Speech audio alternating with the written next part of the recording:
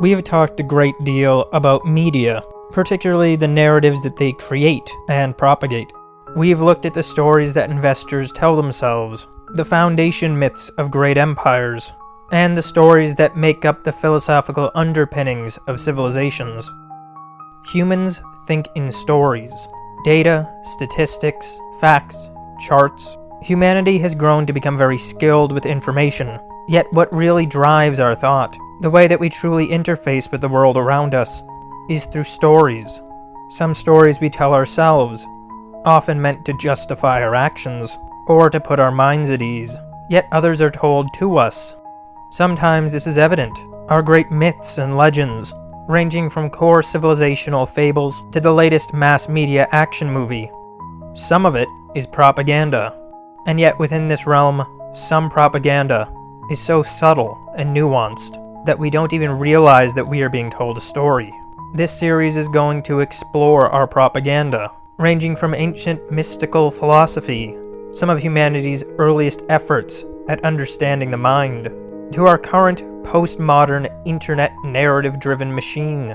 So let's take a look at the stories that propagate and how we got to today, a world dominated by propaganda.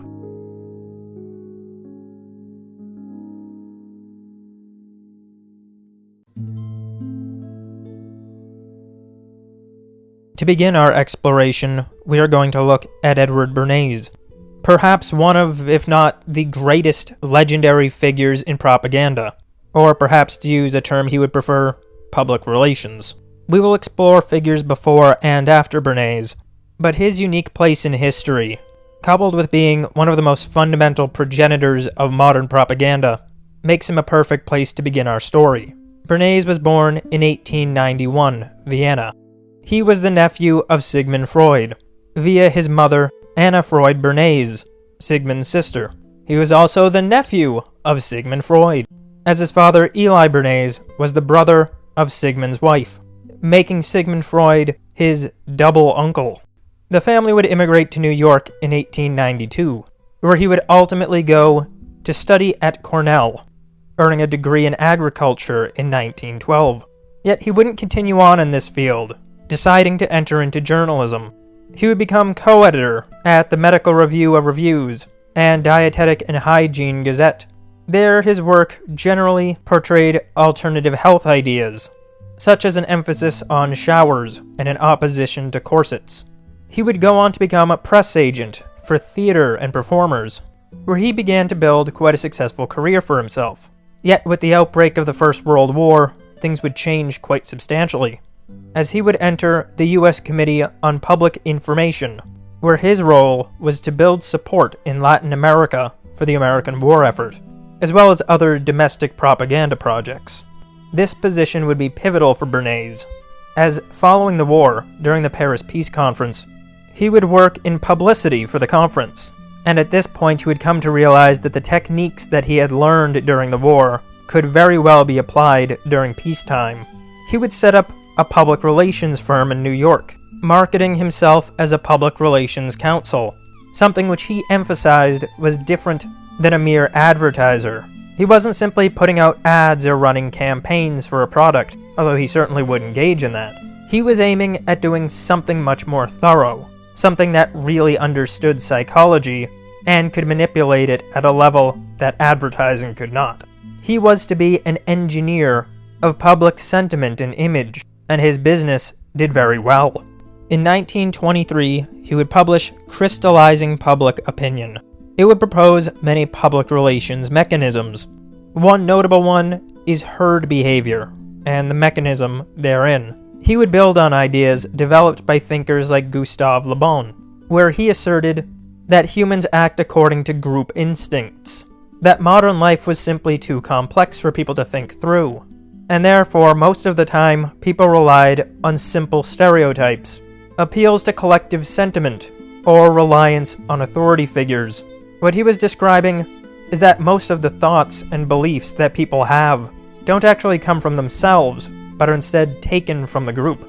Whether this is emergent or organic, or comes from a top-down authority figure, the result is ultimately the same for the individual. He is outsourcing his thought. He would propose that a figure like a public relations counselor, could take some of the more malleable, ill-defined, and vague notions that individuals hold, whether in isolation or dispersed across a group, and could crystallize them into a collective, clear notion. He used military terms to describe this, referring to the public thought that could emerge from such a council as regimented. He would go a great deal into describing interlapping groups, posing that humans are not simply part of a group identity, but instead a collection of multiple such. For example, being part of a family, and part of a church, and part of a social club, perhaps also a part of a political party. He would propose that an ideal public relations campaign should focus on that which is relevant, the correct target group, and make the public relations argument a part of that group's identity. For example, appealing to a religious faction by framing it as them versus a group of atheists, or perhaps appealing to farmers and agrarians, framing them in opposition to urbanites. The core of this book ultimately calls for the establishment of public relations as a profession, and the Public Relations Council as a new professional role, one which he was serving as the prototype for. He would describe the role as an intermediary between the client and the public, one who understood the client's needs, yet also the sentiment of the public and how they think. He would propose some techniques in this endeavor. One was the creation of overt acts, genuine publicly visible events which result in news. This has often been described as creating the news. Instead of simply putting a public campaign into the public's mind, create an actual, verifiable event that people can look at, one which leads them to the desired public relations goal. Create the narrative, create the story, by causing events to happen. He would be a proponent of using endorsements from thought leaders, people who the public trusted, looked up to, or in great part were jealous of, people who the public might subconsciously want to be like. This would create the modern era of celebrity endorsements, or at least the, until this past decade, era of celebrity endorsements. He would argue that the Public Relations Council should work very closely with media and establish good, long-term relationships. In this, he would argue that the PR Council should give verifiable and true information to the media. This is something quite notable about Bernays. He was always quite careful not to call for outright deception, believing that using true information would be much more effective in the long run and would allow for the maintenance of better relationships with the media and the public. Yet he would say that the PR Council should be selective with the information given to the media, and that it should be cultivated to tell a story to the media in line with what a client wished. And perhaps one of his most fundamental assertions was to simply appeal to universals, to the fears that all or most people have, to collective desires and wishes, fear of alienation and ostracism, desire to be desired and loved. He was laying the foundation for one of the most powerful tools in corporate manipulation and statecraft, and the power players took notice. He would begin going on a tear of public campaigns.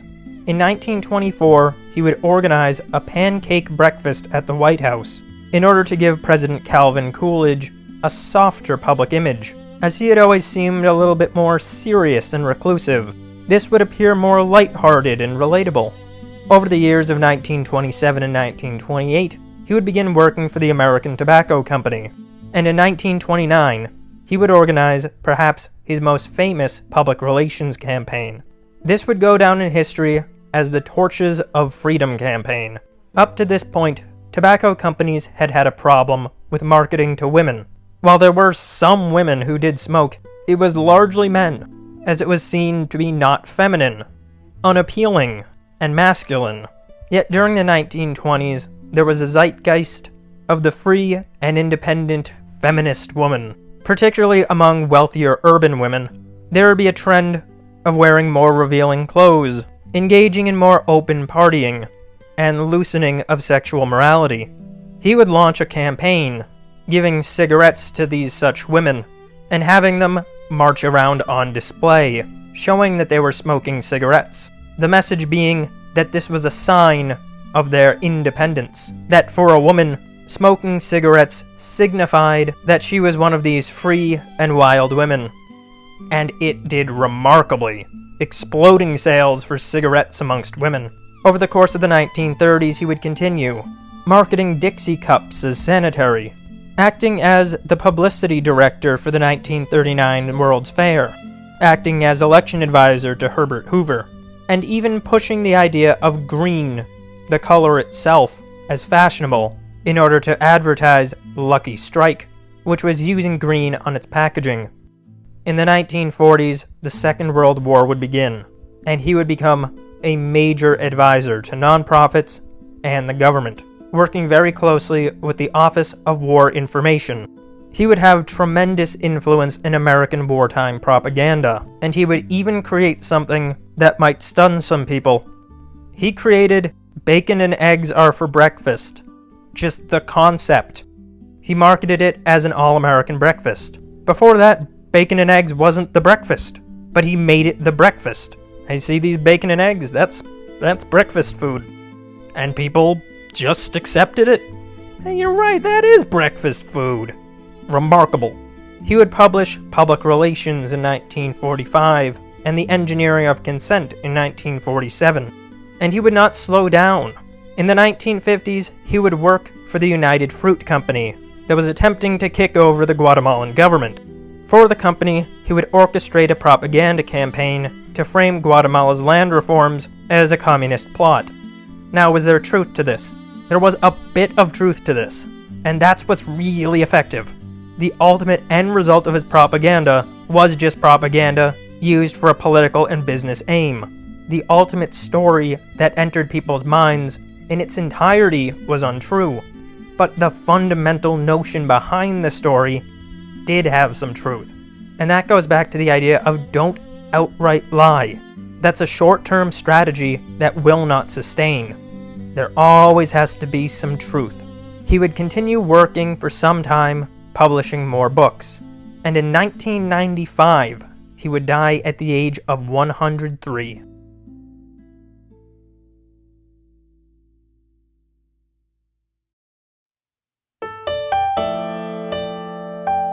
Though not formally a psychologist professionally, Bernays fits into a very interesting tradition within psychology.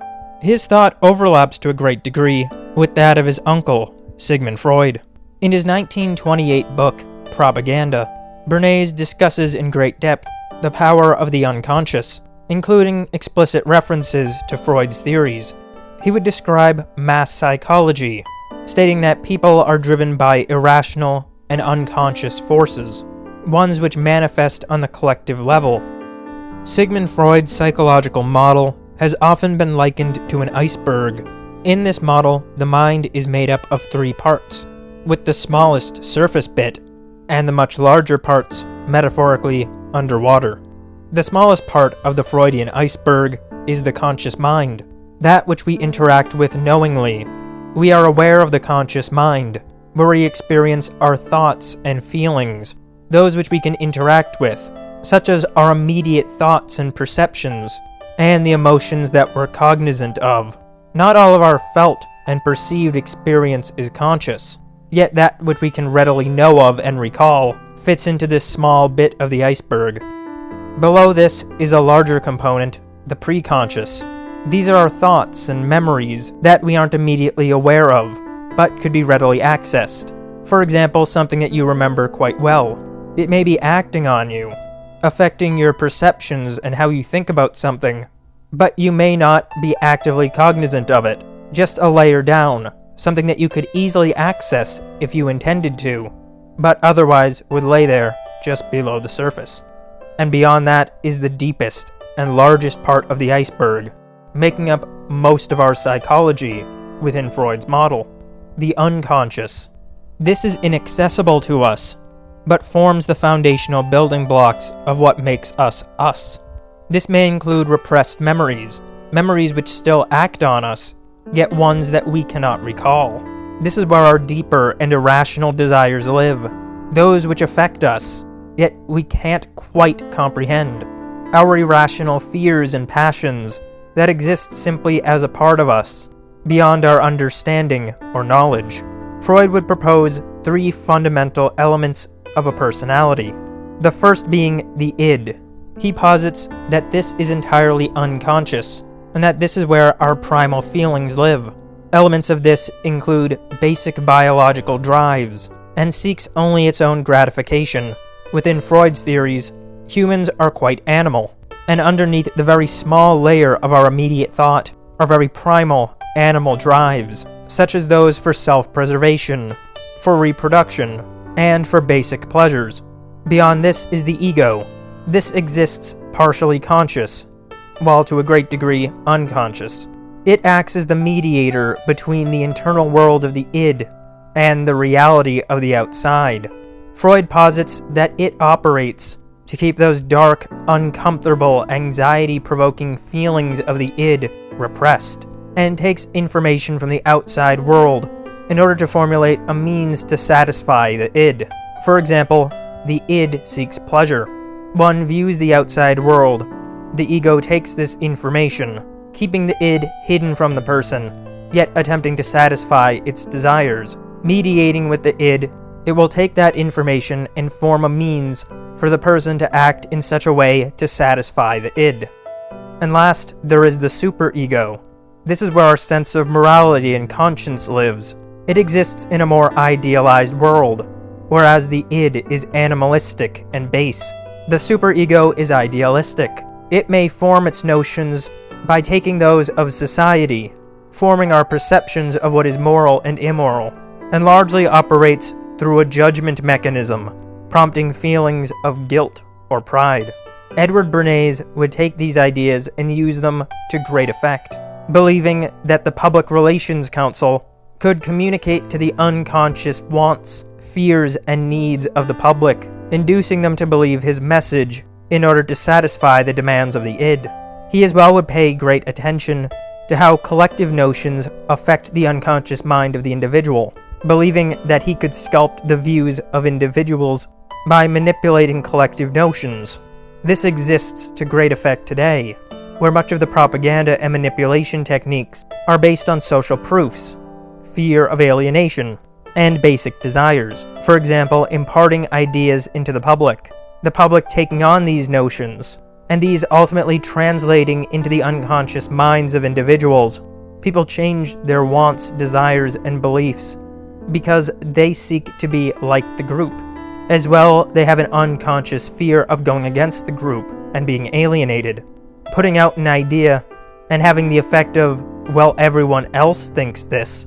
You don't want to be the outsider. This has had tremendous effect, and particularly in the ages of mass media and social media, it can be affected quite rapidly and efficiently. Freud as well would pay great attention to the idea of repression, that humans have more desires than they are consciously aware of, desires which are pushed back into the unconscious mind. Very often these are the more base animalistic desires. He would as well posit ideas around symbolism. He believed that many of them were universal, particularly in imagery. He posited the idea that there are symbols that have deep meaning to people and connect to more fundamental notions within the unconscious. One area where this is on display is his work with dreams. He believed that the unconscious mind expresses itself in dreams in a censored form, so that the conscious mind would not be too traumatized by what was there. He believed that the role of a psychoanalyst was to decode these censored symbols so that what the unconscious mind was conveying in dreams could be understood and worked with. Bernays would use this to great effect, using little bits of symbolism to tap into people's desire to belong, their desire for status, or to be loved.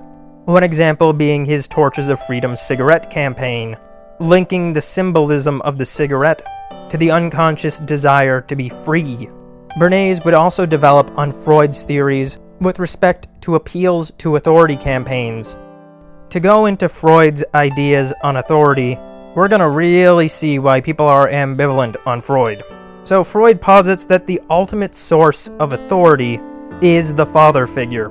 He posits that during the phallic stage of development, years of young childhood from around 3 to 5, One experiences a desire for his mother, and a fear and resentment toward his father.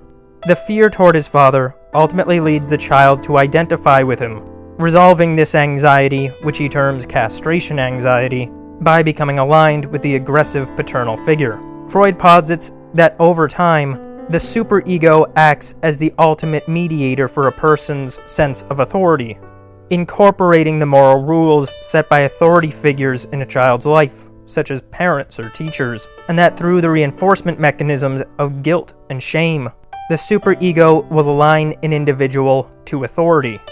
He believed that on a social level, the source of collective morality ultimately stems from a sort of primordial father. He describes a prehistoric tyrannical father figure, one who is brutal, who mates with all of the females and exiles all of the other males. He posits that these expelled sons banded together and returned to kill the tyrannical father, and also ate him. As a result, this band of sons felt guilt and formed the primordial taboos of human society, that against incest and that against the totem animal, a symbolic representation of the slain father. Over time, there was a psychic inheritance of this primordial humanity, which imparted the morality formed therein. And as complexity grew with human civilizations, so too did morality. Yet ultimately, it all stems back to the same place, the tyrannical father.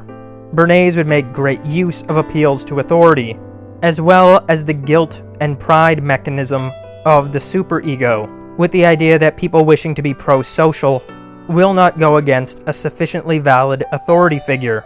Therefore, if a sufficient authority conveys a message of the Public Relations Council, then people will act as if it is true, the superego praising them for acting in line with what is moral, obedience to the authority, or will shame them should they push against it. Ultimately, much of Bernays' work relied on emotional mechanisms, the fundamental desires and fears that people have, and through that, he would begin an entirely new era of manipulation and propaganda, one which was not simply attempting to convey messages, but was attempting to control the fundamental unconscious emotions of people themselves. Another significant figure adjacent to this school of thought is Carl Jung. Edward Bernays did not write on Jung's ideas directly, so there's no indication that he was himself influenced by them. Yet Jung was certainly influenced by Freud as well. People have since drawn parallels between Bernays' theories regarding group manipulation and Jung's theories on the collective unconscious. Carl Jung was born in Switzerland in 1875, and as a young man, by the beginning of the 20th century, he had begun correspondence with Sigmund Freud. The two would have great influence on each other, and they would grow to have quite a close relationship for some time. However, over time, their disagreements would become more pronounced, and this would begin creating tension between the two. Very often, although certainly not always, there's a bit of a divide between how one views Freud versus Jung, with more materialist and, dare I say, postmodern individuals generally being more aligned with Freud, or at least more favorable to him, where more spiritual and, dare I say, occult individuals tending to be more favorable toward Jung.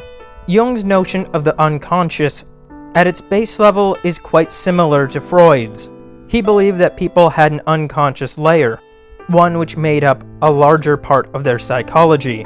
Yet in divergence from Freud, Jung would posit the collective unconscious, a deeper unconscious layer shared by everyone.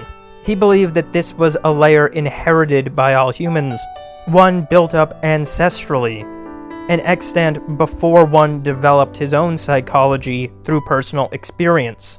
He believed that there was a universal element to this, one which stretched beyond cultures, a universal pattern of things like art, myths, and dreams.